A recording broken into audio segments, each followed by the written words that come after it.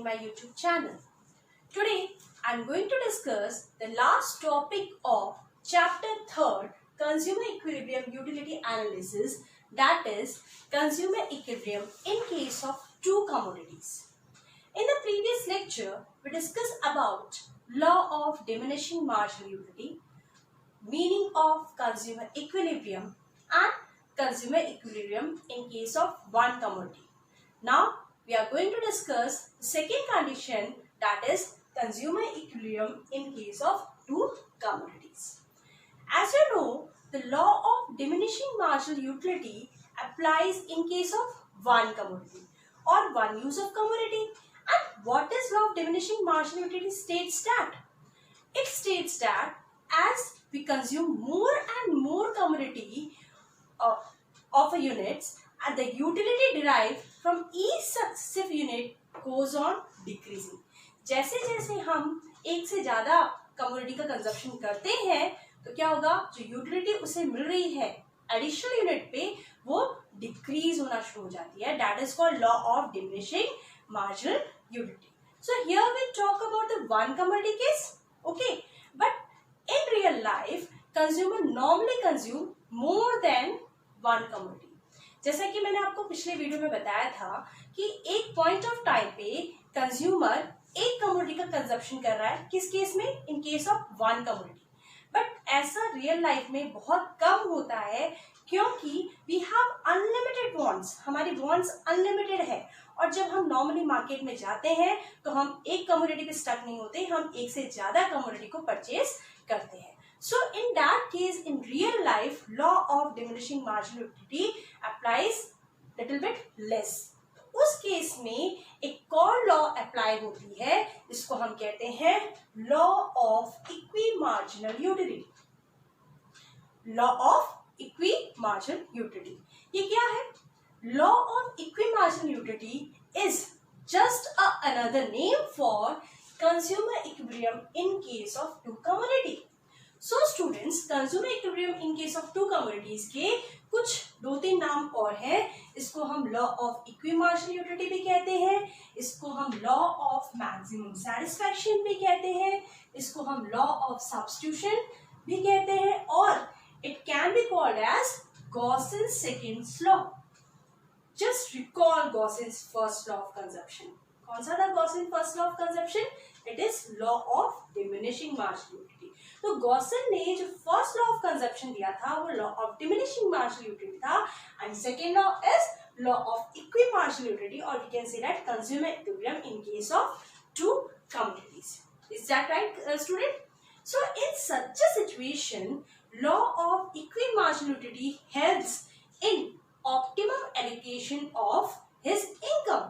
जितना भी इनकम है उसको किस तरह से वो एलोकेट करे ताकि जो दो गुड्स है उसमें वो बराबर सेटिस्फाई हो सके, और यही लॉ ऑफ मार्जिनल यूटिलिटी कहलाता है, और इसी के बहुत सारे नाम हमने डिस्कस किए हैं. So in this lecture we are going to discuss consumer equilibrium in case of two commodities. Okay, so as we discussed, in case of one commodity we assume that entire income is spent on one commodities, but in case of two commodities the entire income has to spend on two commodities. पूरी income को वो क्या करेगा, consumer दो commodities पे spend करेगा so that it attain equilibrium position. He gets the equilibrium position. इस तरह से वो एलोकेट करेगा अपनी इनकम को कि उसको इक्विलिब्रियम पोजीशन मिले. अब इक्विलिब्रियम क्या था?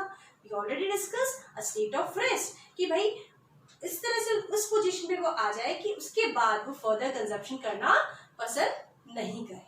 Is that clear? So in this lecture we are going to discuss consumer equilibrium in case of two commodities. तो हम कैसे फाइंड आउट करेंगे कि हमारे पास जितना भी पैसा पड़ा है उस पैसे को हम दो कमोडिटी पर किस तरह से खर्च करें ताकि हमें मैक्सिमम सेटिस्फैक्शन मिले, मैक्सिमम बेनिफिट मिले. वही हम इस लेक्चर में पता करने वाले हैं. How a consumer gate equilibrium in case of two commodities. It is clear, students? Now we talk about the meaning of it. So law of equimarginal utility, or we can say that consumer equilibrium in case of two commodities states that a consumer gets maximum satisfaction when ratio of marginal utility of two commodities. Here we talk about the ratio of marginal utility of two commodities. Suppose two commodities will be X and Y, and their respective prices उन्हीं के price से Px and Py से के बराबर हो, are equal, and mu falls as consumption increases. दो conditions यहाँ पे हो जाती है. ओके, ये क्या कहता है कि एक कंज्यूमर को सबसे ज्यादा सेटिस्फैक्शन या हैप्पीनेस तब मिलता है जब मिलने वाला बेनिफिट एक्स गुड से और वाई गुड से बिल्कुल किसके बराबर हो, उसकी प्राइसेस के बराबर हो. कौन सी price? Price of good X and price of good Y के बराबर हो. और एमयू फॉल भी हो जैसे जैसे आप कंजप्शन इंक्रीज कर लो. As you increase your consumption MU should be decline. तो ये आपका लॉ ऑफ इक्विमार्जिनल यूटिलिटी कहते हैं. It is little bit clear to you. It will clear when we see the schedule and diagram. Okay, तब आपको अच्छे से clear हो जाएगा कि लॉ ऑफ इक्विमार्जिनल यूटिलिटी होता क्या है. थोड़ा बहुत डेफिनेशन मीनिंग आपको समझ में आया होगा. Students, two necessary conditions are required in case of two commodities. अगर आपको याद हो, in the previous lecture we discussed a condition to get equilibrium, consumer equilibrium in case of one commodities. हमने एक कंडीशन पढ़ी थी, है ना. उसी तरह इस केस में दो कंडीशंस की रिक्वायरमेंट होती है कि कंज्यूमर को कब इक्विलिब्रियम मिलेगा in case of two commodities. So let first we read one by one what are our conditions. First condition, the ratio of marginal utility to price is same in case of both the goods. जो ratio है marginal utility का उसकी price से वो दोनों goods के लिए same होना चाहिए. ओके, तो suppose consumption of single commodity, यहाँ पे हमने x को माना है, उसके लिए क्या कंडीशन है? MUX upon PX equals to MUM. अब ये MUM क्या है, MUX PX हमने ऑलरेडी पढ़ चुका है. इसको समझने के लिए मैं आपको वापस से रिवाइंड करवाती हूँ वन कमोडिटी केस के कंडीशन की. स्टूडेंट्स, हमने ये पढ़ा था MUX in terms of rupees equals to px. This is the condition in case of one commodity. Okay, इसी को ये MUX in terms of rupees को हम कैसे निकालते हैं? हमने यहाँ पढ़ा था MUX in terms of rupees equals to क्या था? Marginal utility of commodity X that will be utils upon MUM. जब आप मार्जिनल यूटिलिटी ऑफ कमोडिटी को मार्जिनल यूटिलिटी ऑफ मनी के से डिवाइड कर दोगे तो आपको marginal utility in terms of rupees मिल जाएगा. पढ़ा था हमने. अब MUX MUM आपको अच्छे से पता है. MUM मीन्स 1 रुपीज का क्या वर्थ है, what is the value of 1 rupees for you. Okay, तो ये कंडीशन थी. अब इसी कंडीशन को हम यहाँ पे लिखते हैं. MUX in terms of rupees क्या होता है? MUX upon MUM. So we can write MUX upon MUM equals to PX. हम इसके जगह पे हम ये भी लिख सकते हैं इक्वेशन. ओके, अब इस MUM को अगर मैं यहाँ ले जाऊं तो क्या हो जाएगा आपका? MUX upon PX equals to MUM. सो हम ऐसे भी लिख सकते हैं वन कमोडिटी केस में कंडीशन को. चाहे आप कंडीशन ये वाली लिखो, चाहे आप कंडीशन ये वाली लिखो. In case of one commodity both are correct, both are same. So MUX upon PX equals to MUM. ये कौन सी कंडीशन है? In case of one commodity. अब आप यहाँ देखो मैंने क्या लिखा है? Consumption of single commodity. Single commodity वही वन कमोडिटी केस में क्या इक्वेशन बन रही थी, क्या कंडीशन थी? MUX upon PX equals to MUM. Same है दोनों. ओके, यहाँ पे सपोज x कमोडिटी लिया है, इसलिए हमने x यहाँ पे डिनोट किया है. अब कंजप्शन ऑफ अनदर कमोडिटी, क्योंकि हम बात कर रहे हैं दो कमोडिटीज की, दो कमोडिटी होगी x और y. तो अब हम y कमोडिटी की बात करते हैं. से y MUY upon PY equals to MUM. Same like that. इसी के जगह अगर आप यहाँ y कर दोगे और यहाँ पे भी y कर दोगे, here also it will be y, then it is is also y, it is also y. क्या कंडीशन बन गई आपकी? MUy upon PY equals to MUy. Okay. Now, when we equating first and second equation, what we get? MUx upon PX equals to MUy upon PY equals to MUm. Here MUy, MUm and MUm is equal. So both these conditions are is also equal. So ये आपकी first condition बन गई one commodity case की. Sorry, two commodity case के लिए. To commodity case के लिए पहली कंडीशन आपके पास ये होनी चाहिए कि जब मार्जिनल रेशियो, मैंने बोला ना, ratio of marginal utility to price, जो मार्जिनल यूटिलिटी की प्राइस के साथ जो रेशियो है it should be equal.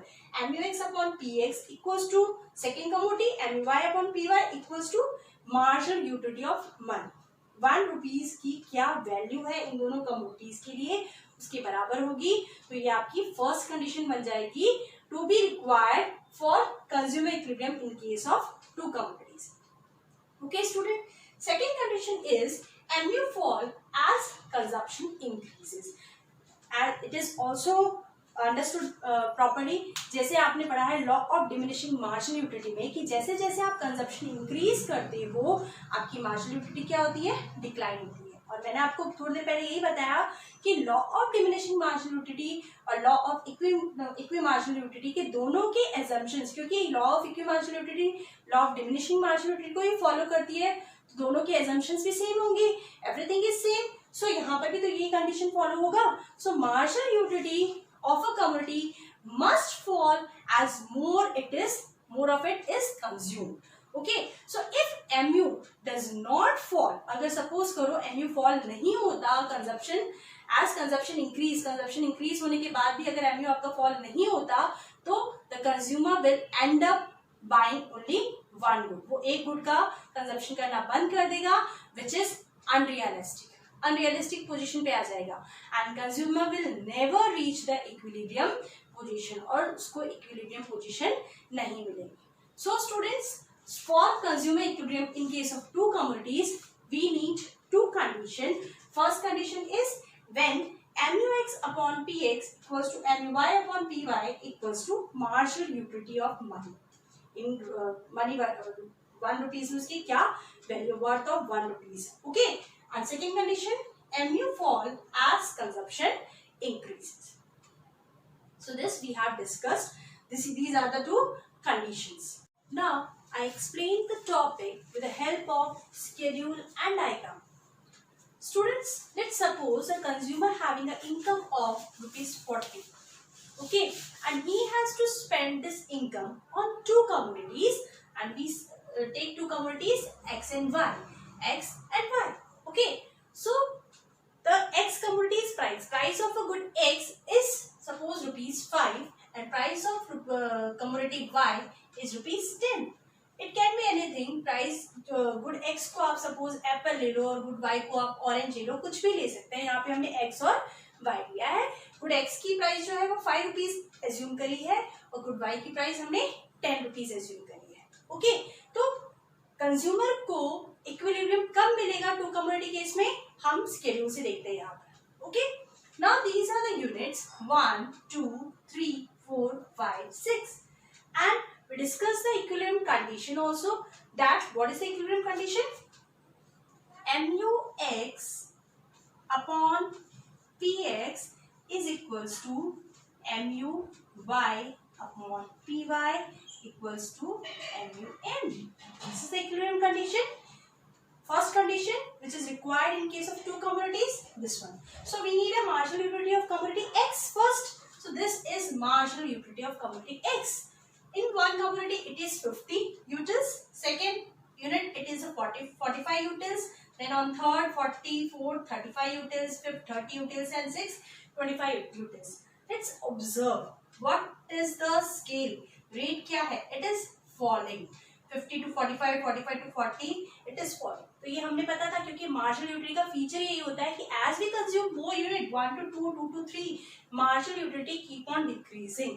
Okay, second case marginal utility of Y. That means good Y की मार्जिनल यूटिलिटी क्या है, 80. In on first unit it is 80 utils, on second unit it is 70, then on third it is 60, then fourth 50, fifth 40 and on sixth unit it is 30 units. It is also falling. Okay, तो ये तो आपको अच्छे से पता है. These are the marginal utility. Now third column we need of marginal utility of commodity upon px. We need a ratio of marginal utility of commodity x to price of commodity x. हमने पढ़ा था कि हमें ratio चाहिए जहां पर marginal utility commodity x का px के बराबर होगा और मार्जिनल यूटिलिटी y py के बराबर होगा, वो मार्जिनल यूटिलिटी ऑफ मनी की कंडीशन आ जाएगी. तो उसके लिए हमें ये कंडीशन, ये रिक्वायरमेंट है और हमने वही किया. Next column MUX upon PX. कैसे निकला देखिए. This is MUX and what is PX? ₹5. 5 rupees constant है. ये सभी कितने भी यूनिट करेगा उसकी ₹5 पर यूनिट है. ओके, तो 50 divide by 5 that is 10. 45 divide by 5 that is 9. 40 divide by 5 8. 35 divide by 5 7. 30 divide by 5 6 and 25 divide by 5 5. So like this we calculate marginal utility of commodity X upon PX ratio. Okay, now for this same for the Y commodity, MUY upon PY. What is the price for Y commodity? 10. Okay, and these are the marginal utility. 80 divided by 10 8. 70 divided by 10 7. 60 divided by 10 6. 50 divided by 10 5 and so on. So we have two more column, MUX upon PX and MUY upon PY. Now how we can find out the consumer equilibrium in case of two commodity? We know this is the equilibrium condition. Okay, अब आप ध्यान से सोचो इस equilibrium condition में क्या है. MUX upon PX किसके बराबर है? MUY upon PY. Okay, तो हमें यहाँ पर कुछ ऐसे फिगर्स देखने हैं that is common in both MUX upon PX and MUY upon PY. They are, देखो 10 और 9 ये आपको इस केस में दिख रहे हैं क्या? नहीं दिख रहे. बट 8 आपको यहाँ पे भी दिख रहा है. This is common. Okay, then 7 both 7. Then 6 also in both and 5 in both. So here we have 4 combinations 1 2 3 4 in which a consumer get equilibrium. अब 4 कॉम्बिनेशन में से कंज्यूमर को कब क्या मिलेगी? इक्विलिब्रियम मिलेगी. देखो 2 कंडीशंस थी, उसमें से एक कंडीशन तो हमने निकाली MUX upon PX is equals to MUY upon PY. ये 4 जगह पे हो रहा है. दूसरी कंडीशन क्या थी? MU fall as consumption increase, MU fall. तो आप यहाँ देखोगे ये MU यहाँ पे फॉल भी तो हो रहा है. 10 9 8 7 6 5 8 7 6 5 4 3 फॉल भी हो रहा है. दोनों कंडीशन फुलफिल हो रही है. बट यहीं पे हमारा सॉल्यूशन नहीं निकलता. कंज्यूमर का इक्विलिब्रियम 4 पॉसिबल कॉम्बिनेशन में से वो कौन सी कॉम्बिनेशन है जिसपे कंज्यूमर अपना कंजप्शन को स्टॉप करेगा for commodity X and Y की. तो स्टूडेंट इसके लिए एक इक्वेशन होती है and let us give you one equation. Equation है जहां पर आपकी income is equals to price of a commodity X into quantity of a commodity X. Okay, plus price of a commodity Y into quantity of a commodity Y. जहां पे ये fulfil हो जाएगी कि जहां पे price of commodity X price of commodity Y into quantity Y के बराबर इनकम के बराबर होती है, उस कंडीशन पे कंज्यूमर को इक्विलिब्रियम मिलेगा. So let take one by one. First combination हम लेते हैं. अब देखो फर्स्ट कॉम्बिनेशन में क्या होता है. एक्स कमोडिटी जो है वो एक्स कमोडिटी का कितना कंजप्शन कर रहा है? थर्ड यूनिट एक्स कमोडिटी की. Okay, and first unit Y commodity. कितना कंजप्शन हो रहा है? तो देखो इनकम आपके पास कितनी थी? 40. पहले हम यहाँ पे फर्स्ट लिख लेते हैं. फर्स्ट कॉम्बिनेशन इनकम आपके पास थी 40. पीएक्स क्या है आपका? 5. एंड क्वांटिटी कितनी दे रहे हो आप एक्स की? Third 3 unit. Okay, plus PY कितना है? 10. क्वांटिटी कितनी कंजप्शन कर रहे हैं? 1. सो 40 equals to 5 is 15 plus 10. That means not equal 25. it is not equal. That means here consumer will not stop his consumption on two commodities because यहाँ तो under utilisation हो रहा है. It is not equal. 40 is more than 25. उसकी income तो भी उसके पास जेब में 40 रुपीज पड़े हैं, बट वो सिर्फ 25 रुपीज का कंजम्पशन कर रहा है. He can consume more commodity, है ना, कर सकता है, तो वो यहाँ पे स्टॉप नहीं करेगा. हमें तो इक्विलिब्रियम पोजीशन चाहिए. Let's move to the second combination, second one. इसमें देखिए आप, again you have a income is 40, okay, 7 मतलब fourth unit of X commodity. Price same रहेगी 5 इंटू 4 प्लस पी वाई कितना है 10 इंटू 7. कौन सी कमोडिटी है 2. So look at here, 5 4 is 20 plus 10 2 is 20. Here 40 equals to 40. Consumer अपना equilibrium इस stage पे stop कर देगा. Why? Because here income and the combination price into QX plus price Y into QY is equal. जो ratio है वो equal हो जाएगी. तो ये अपना कंज्यूमर को इक्विलिब्रियम पॉइंट मिल गया, स्टेट ऑफ रेस्ट मिल गया. Now you don't want to move further और कंजप्शन नहीं करना चाहता. ओके, तो ये कंज्यूमर इक्विलिब्रियम कंडीशन है. बट हमारे पास दो कॉम्बिनेशन और है, हम उसको भी देख लेते हैं एक बार क्या होता है. थर्ड 40 इनकम, यहाँ देखिए 6 and 6, तो 6 एक्स कमोडिटी कितनी यूनिट है 5. प्राइस कितनी थी 5 इंटू 6 प्लस प्राइस वाई की कितनी थी 10 इंटू 6 कितना है, कौन सी कमोडिटी है 3.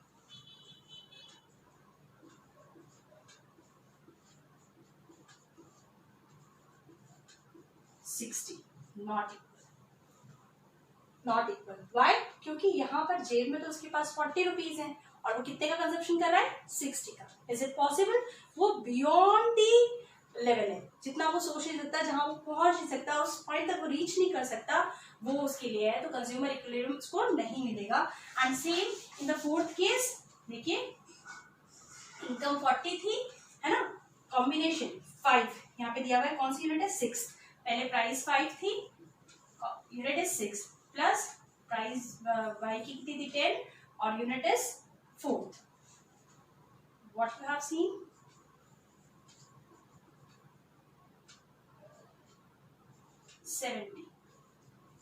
That is also beyond the level. तो कंज्यूमर के लिए इक्विलिब्रियम कंडीशन कौन सी है, अब आप बताइए.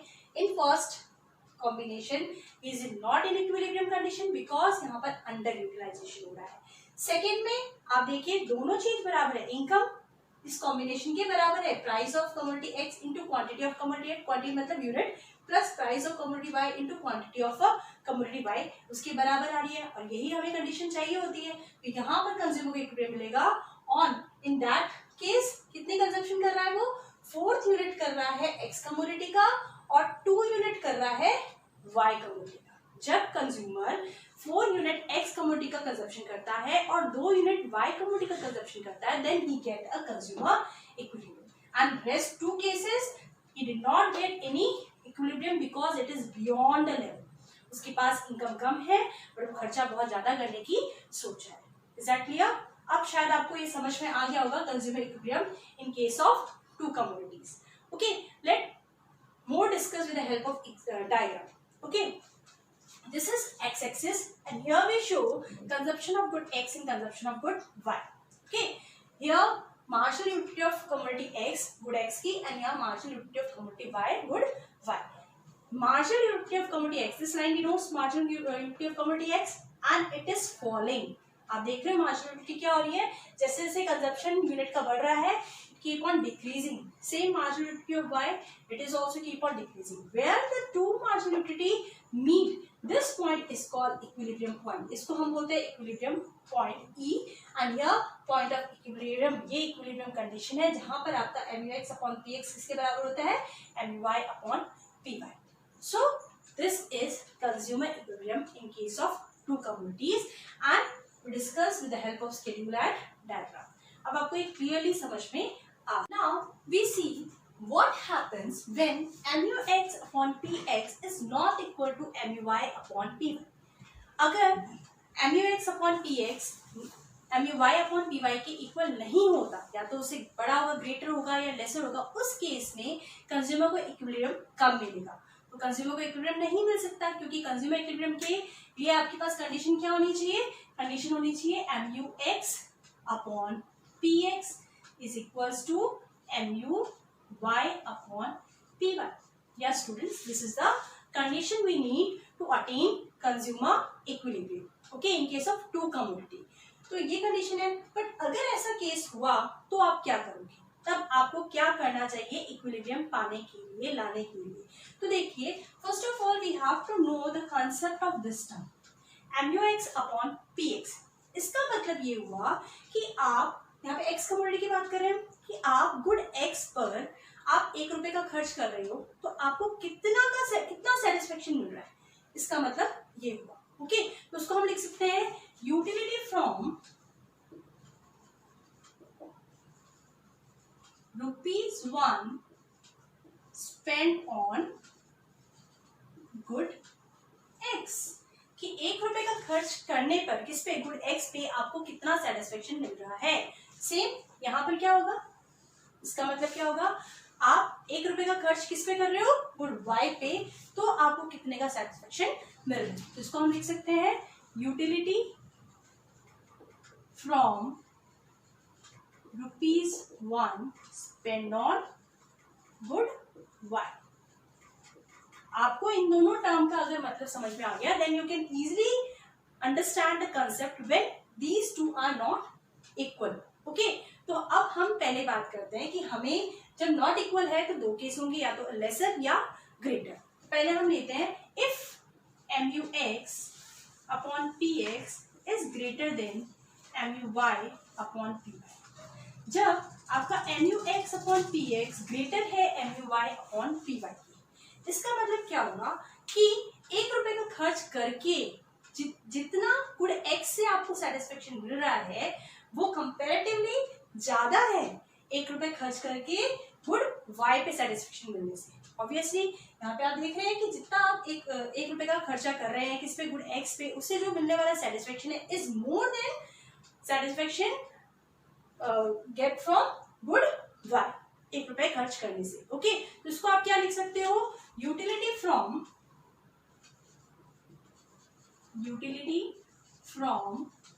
₹1 spent on good X is greater, और कह सकते हो more than utility from ₹1 spent on good Y. अब आप सोचो कि जब इसकी जो यूटिलिटी है 1 रुपए खर्च करने से यहाँ पे सेटिस्फेक्शन ज्यादा मिल रहा है गुड वाई के कंपैरेटिवली में, तो क्या होगा. ठीक है, तो क्या होगा, अगर क्योंकि एक्स से जो सेटिस्फेक्शन ज्यादा मिल रहा है तो क्या होगा, एक्स कमोडिटी का कंजप्शन क्या करेगा, कंज्यूमर बढ़ाएगा कि कम करेगा. सोच के देखो, जब सेटिस्फेक्शन एक्स कमोडिटी से ज्यादा मिल रहा है तो कंज्यूमर उस केस में एक्स कमोडिटी का कंजप्शन ज्यादा करेगा.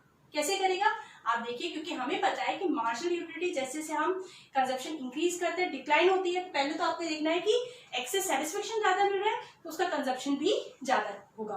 तो यहाँ लिखोगे consequently consumer will increase the.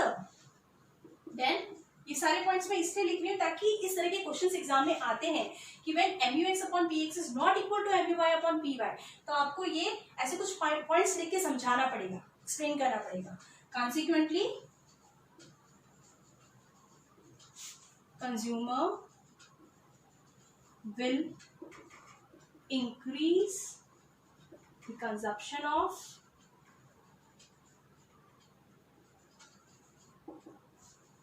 good X. Now student, if the consumer will increase the consumption of good X, what happens? देखो, उसने 1 से 2 पे कंजप्शन किया गुड X का, हम X की बात कर रहे हैं, तो मार्जिनल यूटिलिटी क्या हुई आपकी 50 to 45. अगर 2 से 3 पे किया तो 45 to 40, it keep on falling, ये डिक्रीज हो रही है. ये कौन बताता है, कौन सा लॉ बताता है, law of diminishing marginal utility. तो यहाँ पे क्या होगा, देयरफॉर MU goes diminishing या डिक्लाइनिंग. MU आपका डिक्लाइन होना शुरू हो गया। अब जब MU डिक्लाइन हो गया तो क्या होगा, utility from ₹1 spend on good will also start falling. कैसे, आप यहाँ देखो, ये आपका MUX था। अब हमने बताया यूटिलिटी फ्रॉम ₹1, यूटिलिटी फ्रॉम ₹1 मतलब MUM गुड एक्स के लिए क्या था, MUX अपॉन PX। ये क्या हो रहा है, 50 divide by 5, 10, 45 divide by 5, 9, 40 divide by 5, 8। तो ये भी तो आपका कम होता जा रहा है, 10, 9, 8, इट कीप ऑन फॉलोइंग। तो आप क्या लिखोगे, utility from ₹1 spend on good x will also start falling. Utility from ₹1 spent on good X will also start falling. अब आप यहाँ देखो कि जब इसकी यूटिलिटी फॉलिंग होने लग गई तो क्या होगा, कब तक ये फॉल होगी, कब तक वो कंजप्शन करेगा उस चीज का, जब तक उसको तो ये फॉल होगी वो MUY अपॉन PY के बराबर नहीं हो सकती, till MUX upon PX is equals to MUY upon PY।